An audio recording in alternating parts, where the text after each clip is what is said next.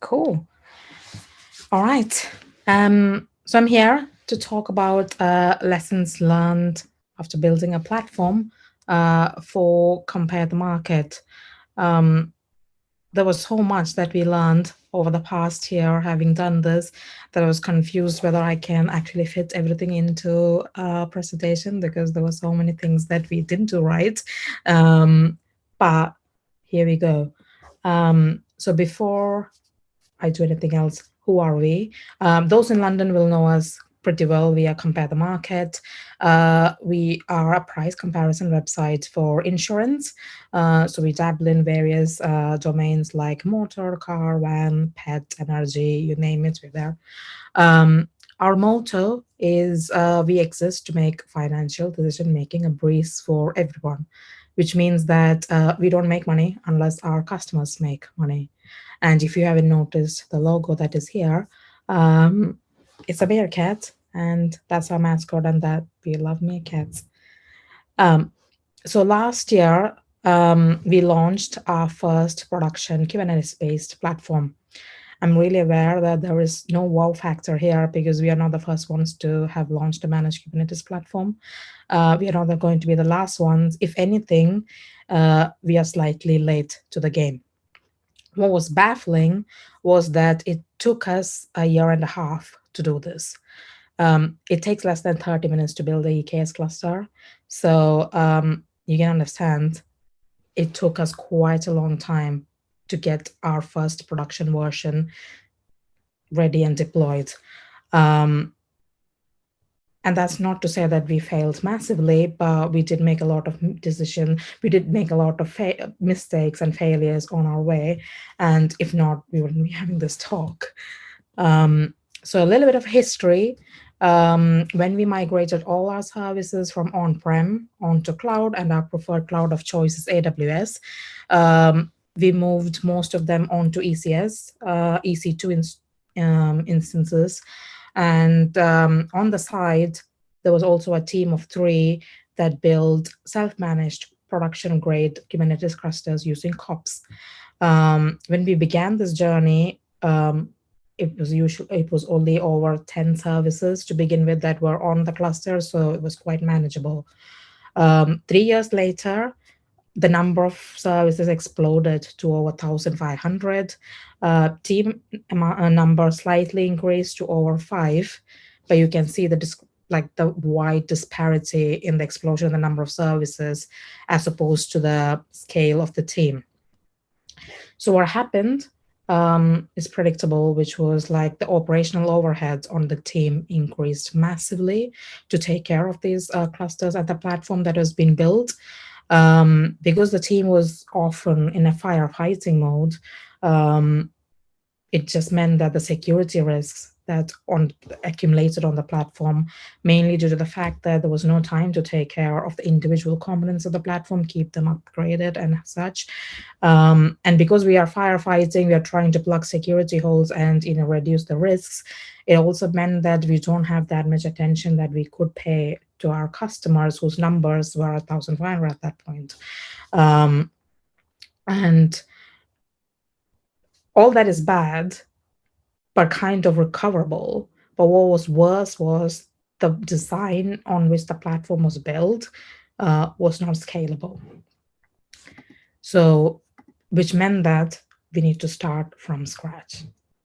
Now, I don't say that lightly because it means that as a massive initiative to kickstart from the beginning.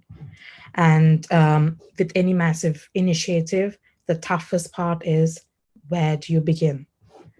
And as much as you know why you want to do it, is essential to articulate and understand and define the why you're building a new platform. So you know which will lead you to build a roadmap for the initiatives that you're going to define, set clear milestones, and have a success criteria for each of the milestone. The goals and the success criteria for each of the milestone is going to actually define your final outcomes, which is going to be the why you're building a new platform. And I say that's important and the first thing that you need to figure out, because one of the major things that we were faced with as a dilemma was, do you fix what you have? Do you like put a lot of effort into fixing the security holes by, maybe like scaling your team perhaps? Or do you build a new platform from scratch? And your outcomes and the why actually help define this for you. Because if you're trying to build a platform that is going to be scalable and it's going to be a repeatable design, it's quite evident for us that we had to start from scratch. We had to start a new platform, and that defined our why. And then it was just easy to work backwards from that. Now you have defined the why. The hard part is over, you think, but the next part is getting the right buy-in. Let's build it, and teams are going to automatically want to move. And that's one of the myths that we had in our team, including myself. I can tell you now, after having gone through that journey, no, they won't. Because getting the right buy-in includes identifying all your stakeholders and identifying the right stakeholders. Your customers or your internal customers who will be using the platform is just your immediate stakeholder. But your security team, the risk, the compliance team, the marketing team, the head of the technology, they're all stakeholders that are going to have an input into this project or into this initiative that you're going to kick off. Which means that to articulate this to them or this initiative to them, you need to be able to frame the project and its value that each of the stakeholders will understand. You can't go to the head of the technology or you can't go to the security team and say, okay, the new platform that I built is going to have canary deployments in it, because they're not going to care. Your customers who are your stakeholders will care about that. But if you tell your security stakeholder that you're going to build a new platform that is CIS compliant, yeah, they're going to understand that. So you need to frame the value of your initiative to the language that your stakeholder is going to understand, and what value is your platform going to give or going to satisfy for them. And you're going to get feedback, and you're going to get a lot of feedback. Some of them are going to hurt because they're going to question the why from different angles. But I think that's important that you get the feedback and you take that on board, because being very close to the initiative, you can be quite close-minded as to what you're going to be delivering. It also helps you prioritize. Measuring the progress. When you start upon the journey, or like we did, during the prototype phase of the project, we lived under a rock. Nobody in the company knew that this project had kicked off.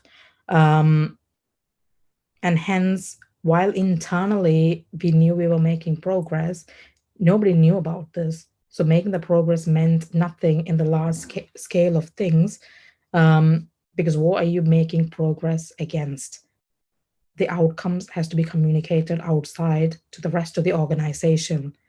And they have to be told, and for a project like this that is going to last a while and massive of this scale, you need to communicate its purpose quite iteratively, and the progress has to be, demoed to the organization as well, so that they stay in the loop with you. So now you get the right buy-in. How do you prioritize? Don't try to build a platform that everybody loves. So this is the hard pill to swallow, because you have a wide variety of internal customers alone. So there will be, I try to group these customers into what I would call spectrum or a curve, where you have a few customers that are going to ask you for like some of the most commonly asked features that are missing in your platform. So they are your regular customers, but you will also have outliers. And most of the things that your outlier customers are going to ask you are going to what I would call like the sophisticated ask. They're going to be mostly going to be complex, and it's going to take time to implement. It is very unlikely that you can build a platform where you're going to satisfy all of your customers at an equal measure all the time. So don't try to, because that's just going to end up in disappointment. And also, you're not going to end with the build of the platform. The platform is a product, and you have to iteratively build on it. So you will never launch your product if you're going to just keep trying to satisfy every customer that you have. But what can you do is you can plan and prioritize. If when you get a sophisticated ask from a small group of users, the sophisticated ask often means complex. The complexity often means the time taken to kind of deliver it, because it's a complex solution that needs to be done. And often that results in a high cost. The value that that feature adds is often high for a very small number of customers, as opposed to delivering a easy feature that might satisfy a wider range of audience. And while tough, it might at that point be safer to go with the easy solution first, but to kind of come back to this after you have launched the product. This has helped us prioritize and plan on the way of building the platform, so that we didn't get stuck over trying to build and iteratively, not waste sprints, but you need to kind of like be able to show value with each of the sprint.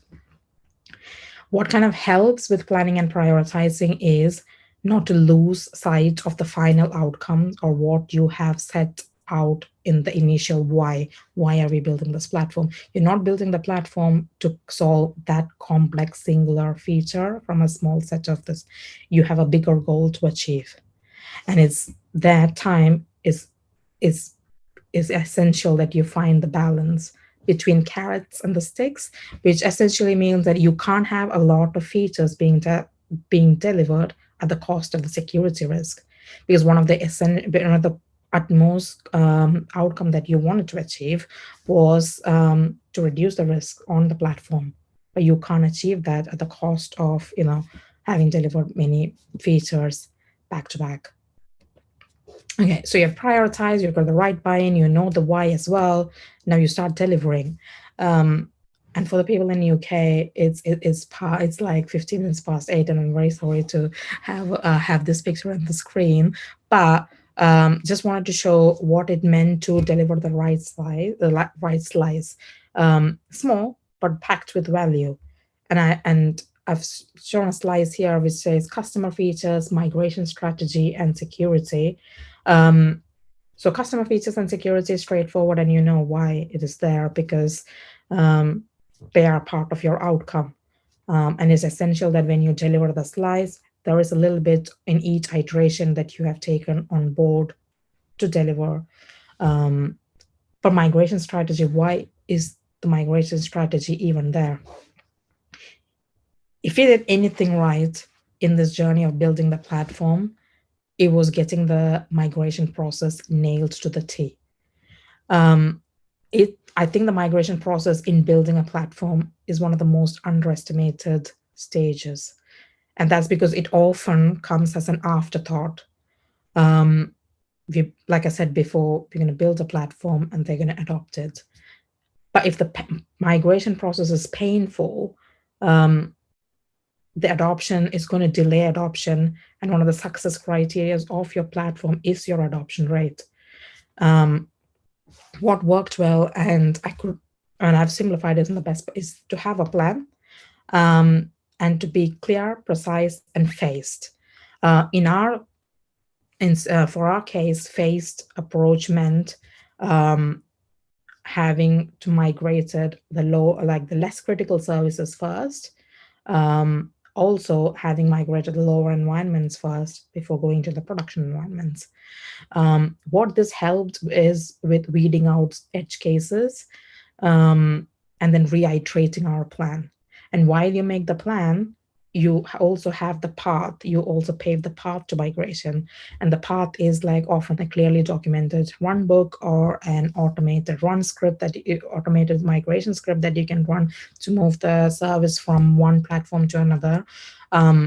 The path is very important because the time taken for the migration, the effort taken for that path to be crossed, then determines how willing your customers will be to be on that adoption journey with you. And that actually defines the success criteria for platform, as I said before. And having initially involving early adopters in this process helps to evolve your migration process. So once you're in the initial stages of your project, hence when you deliver the small slices, it's essential that it's delivered to a small section of your users, which makes it easier to take them along with the journey, so it's not like a surprise to their system once you deliver the platform on the whole, because they're aware of what is coming. It also means that it helps you evolve your process in the as well. And having a rollback plan with anything that you deploy to production is always good to have a rollback plan, because as much as prepared as you can be, things happen. And once you have a rollback plan, it gives you the confidence to actually safely take the services over to the other side, reassess, and try again. Having a deadline. Um, Having a deadline helps helps to get the migration or the adoption done in a particular time frame.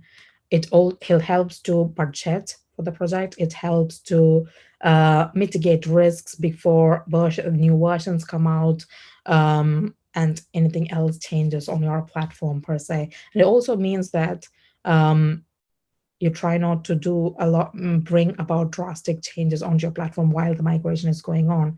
And there's only so much you need to hold off building your platform. So it's easier to get it done once you have a deadline. You can't have a deadline without having nailed the plan and the path. What we did right for once was having had a good migration plan. We had the 1,500 services migrated in less than 6 months and in budget. Although not all services migrated in the first instance successfully, having a rollback plan helped avoid incidents. There was very minimal effort from the side of the customers that was needed to get the migration, to migrate the services across. A, the team was available to do it for them. B, we had an automated script that would take the service from the old platform to the new. And this is one of the reasons why you need to have the migration as a strategy from the beginning. Like I said, each of the slides that you delivered need to have a thought given to the migration as well. Because when you have a project of this massive scale, there's a lot of decisions that you're going to be taking, architectural decisions per se, and the migration strategy and the ease of migration actually will help you rule out a few of your choices.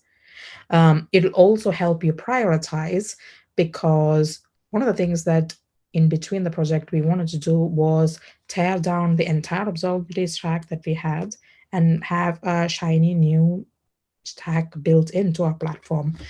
It was nowhere there in the outcomes that we wanted to achieve, but it was like nice to have. But just thinking about the migration strategy alone made it obvious that we needed to maintain a parity in terms of observation between the old platform and the new to make it as seamless as possible. That's only an example of why that it might be helpful to think of the adoption rate from the beginning.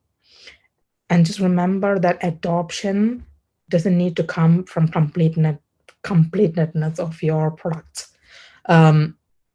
You ship the best version of your first iteration of your production ready platform, and you start adoption from then. And I say that because we consider a platform as a product, and a platform should be considered a product, because the platform addresses customer need. It solves a problem, more than one often, and also it provides a holistic user experience. To to view platform as a product is essential that you follow like a systematic approach that you would do to any other platform product development, which means that you start with a discovery phase, you have a prototype phase, you go through alpha beta before you go live. But before you go through any of these phases, it is essential that you live your user's life cycle. If for many teams, you will have product managers that will do this for you. But even if you have a product manager, I think it is essential that if you're a platform team, that you live through your user's life cycle, because that actually defines your roadmap. And based on your roadmap, you then define your milestones, which define what delivering your minimum viable product or MVP will be. And what delivering the MVP would mean is having a rapid feedback, having a small user group test it out, have a feedback and reiterate on it. And also why living your user's life cycle is important here is you're then not going to build anything that is never going to be used. You're going to build something that your users are definitely going to use, which means that you don't need, there's no force to use anything that you have built. Is optional, but you guaranteed adoption because you have fixed a existing pain point in the user's lifecycle journey. When you fix issues on the platform, so there every product has issues, every product will have bugs. When you think of it as tenant issues and community issues. So tenant issues are like what a few teams will have because of the nature of their service. Per se, a community issue is perhaps a performance issue that services on the whole has running on the platform.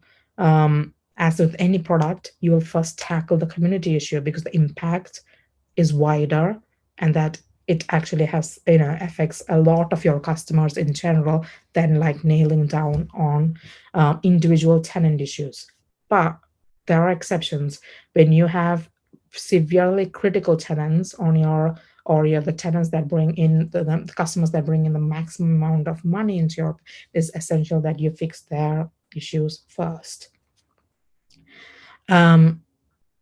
As with any other products, that is you enable the product teams to deliver work by having self-service capabilities on the platform. And that's as with any other product, like a platform capability that you need to build in.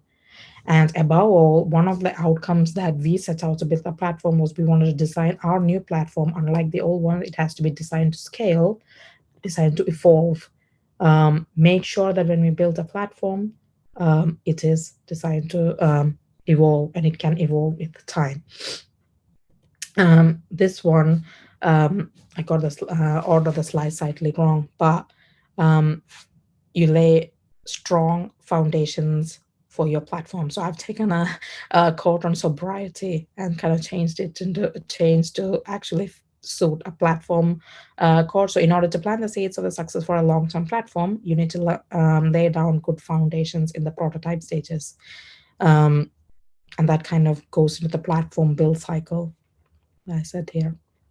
So and then comes the important question. So if I do all of this that you have just spoken, will I build a successful platform? No. That's because we haven't spoken about the like an important thing of the platform building is the team.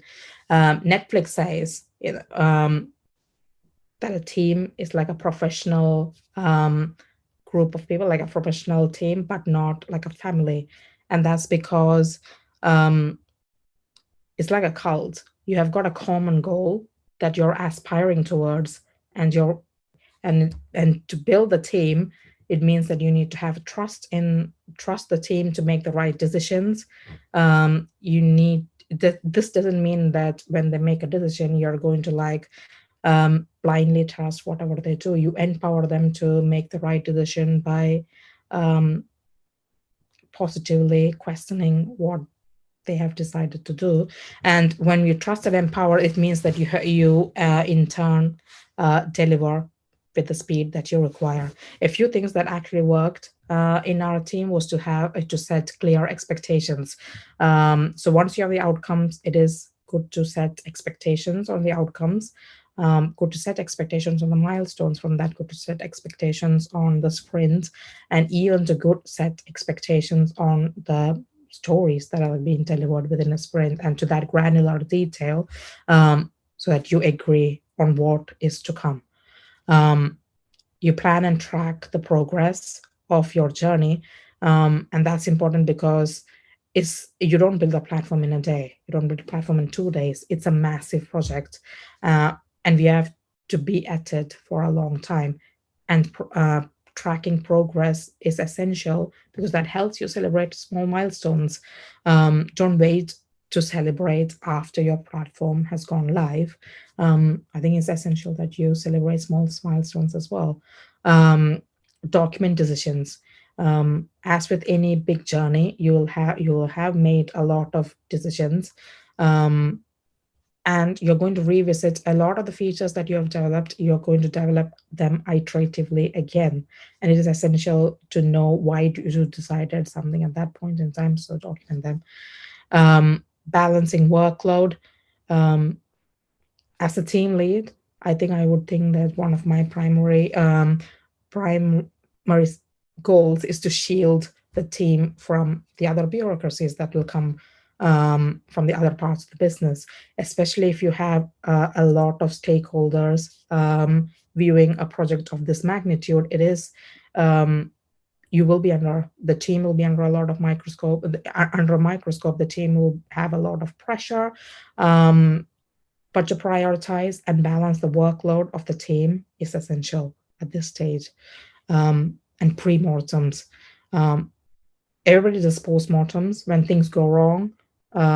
You kind of rip things apart. You think why things have gone wrong, and yeah, you analyze. But pre-mortems are asking your team, why is this a shit idea? What can go wrong? Why should we be doing this? Like the things that we otherwise won't ask. And this is important because once you ask that to the team, you're going to get like different perspectives that you may not have thought of because you're very close to the initiative itself. It actually preempts things that can go wrong, can iterate your plan, it can change your milestones slightly, it can change your path that you're taking. It kind of makes you preempt risks that are coming your way, and be prepared for it, basically. Um, so that's kind of like what I have tried to summarize in like a 25-minute talk. To summarize, I'll just say understanding the reasoning behind why you're building the platform, or you can actually summarize you can take away this and apply it to any big projects that you actually want to. You need to understand your customers and you need to understand your stakeholders. Communicate your plans widely, deliver iteratively and in small increments so that if something goes wrong, you can backtrack very easily. Understand your user's life cycle and use that to drive your roadmap. Migrations should not be painful. And the easier your migration path, you will see how the adoption rate is going to be faster. Build empowered teams. Thank you. I want to thank Humanitech for inviting me to have done this talk. My name is Dimple. I'm currently an engineering manager of a cloud compute team at Comparethemarket. I've been there for past 4-5 years now. Yeah, that's it. Thank you.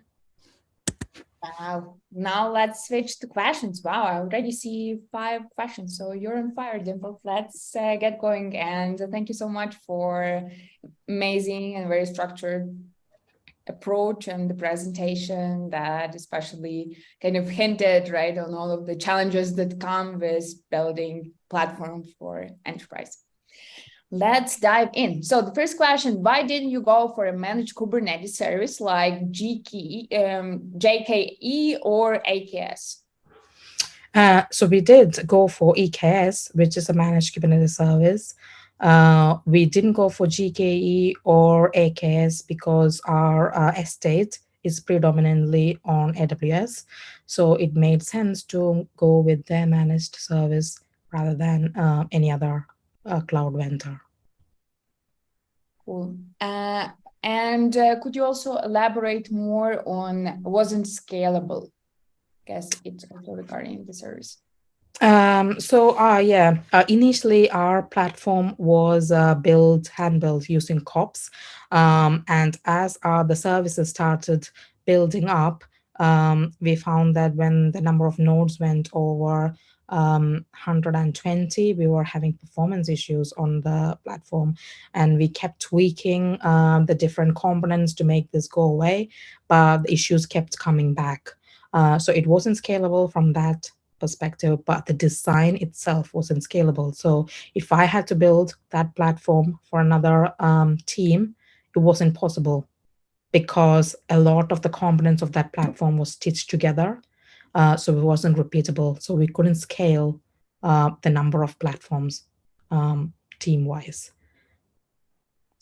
What was the benefit to internal customers in migrating from old to new?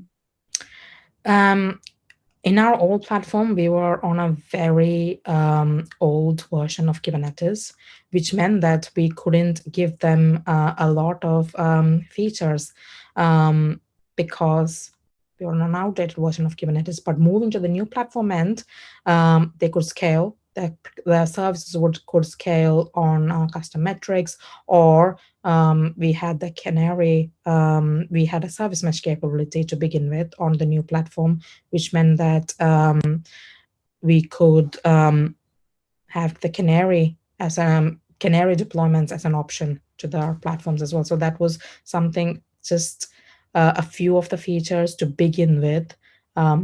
But being on the latest version of Kubernetes also meant that there was more potential to add more features in for our customers, which we couldn't do for our old platform. Nice. What is the platform? What do customers get? Is it access to a managed Kubernetes cluster, or is there an internal developer platform that sits on top to help them follow a golden path to production? So platform here means Kubernetes-based platform on which their microservice was running on.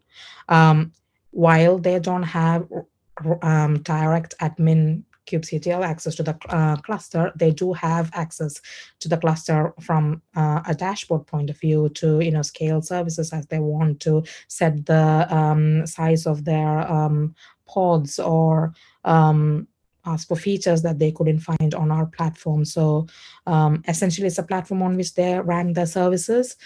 We are currently working on an internal like a glass plane from which they can actually self-serve a lot of the features as well, but it is under development. Yay, great presentation. Thank you so much for sharing. I compliment you. As a follow-up on Brian's question, can you review how you went about selecting your tech stack for your platform? For example, Humanitech, Backstage, Argo CD, Flux, Crossplane, Terraform, Pulumi, this, and I guess everything else. So as I said before, the migration strategy was very important that we keep it quite painless.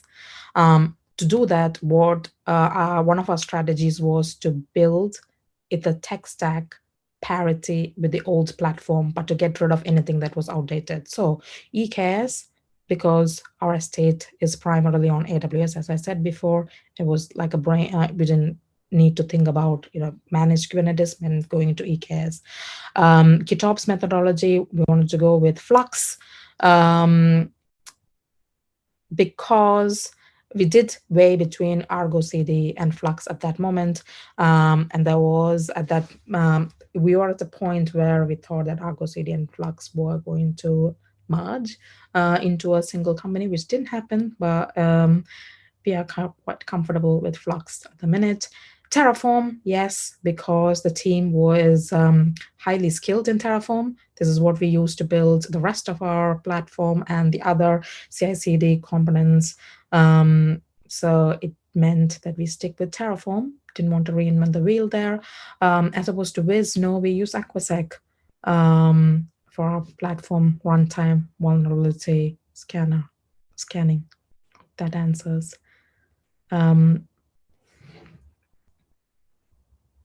So the main judgment is not overcomplicate the wheel, but I guess you also have more freedom if you're just like starting from scratch, as opposed to the main objective is to migrate and make and simplify it while enabling standardization and everything else that comes with enterprise platform.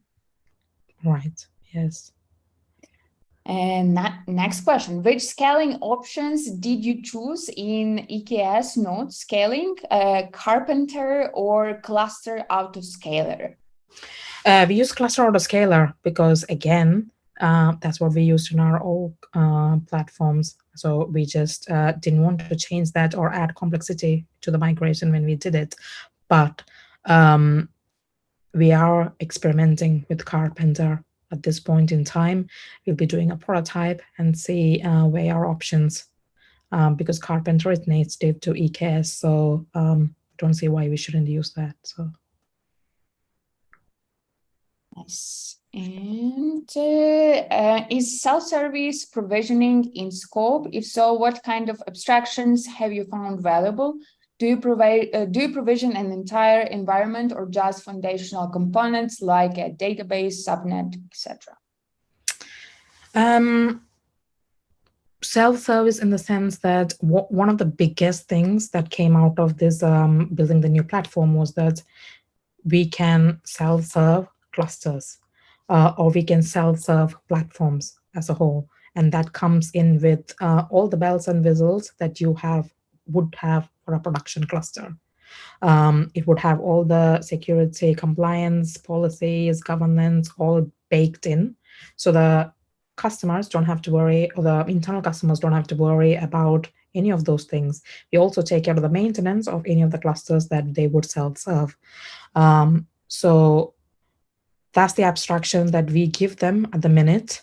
We are also working towards providing abstractions in terms of the repository management, for example, the ECR.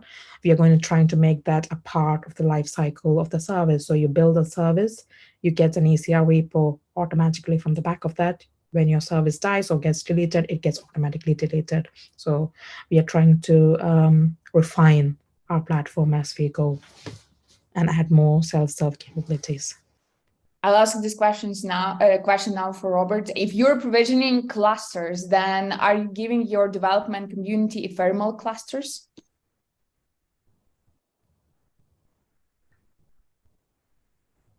Is that for me? Yes. All questions are for you today. Sorry. Yeah, we are. We have two types of clusters that we build. For example, they have the temporary clusters that you can try out a feature or test out a feature in, and that gets automatically deleted on Friday evenings before you go away. Or you have like permanent clusters that remain and will be maintained and taken care of from a patching and security point of view by my team. Does that answer your question? Yeah, Robert, feel free to follow up or drop in another one. But moving on to the question from Brian, it's not much a question, but just a follow-up on valued postmortems. Pre-mortem. Yeah. Pre-mortem. Sorry, I'm just switched to another question. If people haven't been exposed this in a huge value add to the deployment planning process, what's going to go wrong? How do we make that not happen? Any particular story that showed value for this? I can't think of anything from the top of my head, but I would still go go back to some of the considerations that we gave for the service mesh choice. As you know, there are a million choices for service meshes out there, so it was a tough decision to make. And for the first iteration of the decision, I remember that we decided to go with Istio, and the decision was made, and I asked the team, what can go wrong if you go with Istio? Is widely accepted across the world, is the most used service mesh. And one of them said, we've never used a service mesh before, so probably wouldn't be the best idea to go with the most complex service mesh for the first iteration. And that kind of led us to look for alternative options. Not because Istio is a bad choice by any means, but it would not have been the best choice for us at that point, because we had so many new tech come in, so many new things to learn, and then to add service mesh and a complex service mesh to the top of that was probably not going to be a good idea. So yeah, that helped. Yeah, and another question from Brian on the same topic. If you have any stories related to the rollback when data persistence is involved. So I should have said this: our clusters are stateless, so we don't persist any data on our clusters. So yes, from that perspective, rollback was easier for us. Sorry, I don't have any data persistence stories. No worries. And the last question for observability, the stack was custom or was same as used before migration? What were the considerations? Currently we have a custom stack, and we wanted to stick with the custom stack because that would aid with the migration better. But the considerations were Datadog, Dynatrace. But now that we have launched the platform, we have got 100% adoption rate on our platform. We are considering like moving away from the custom to having a shop bot observability stack. Nice. What's the next challenge you're going to conquer on your platform, Dimple? We get a lot of feature requests from our customers. I think we are at a good point where we have a repeatable process to keep our clusters up to date, secure. So we are happy with the operational side of our customers, and we are so keen to concentrate back on our internal customers, take a lot more features, iterate, and feed them back to the customers faster. So our next goal is to reduce the feedback loop even further for our customers. Yeah. Very exciting. Well, guys, if you don't have any other questions, I guess that this will be a wrap. No, there is one more question. Not a question, but just big thank you for taking the time to put this presentation together and sharing with the community. Mm-hmm. Thank you. Yes, one more time, thank you very much, Dimple. Just to repeat, we're going to share the slides and the webinar replay from today with everyone who registered, so that you can share with your colleagues, or if you missed a couple of important parts or you want to review it, you will have it in your inbox. Next week, we will meet again. If you're interested, we have a webinar about managing your permission system like Google does. And then we also have a part of our virtual hands-on labs, how to onboard applications on your brand new internal developer platform. You can check, we'll send over these events in the webinar replay as well. If you have any questions for Dimple, she's on Slack. So feel free to drop in the line or thank for the presentation over there as well. Really nice to hear from you guys, and thank you for being online so late. I know that it's probably very late in Europe, but very good time of the day, just the lunch in the North American side. But yeah, hope you enjoyed and see you next week. Cool. Thanks, Maria. Thank you. Bye.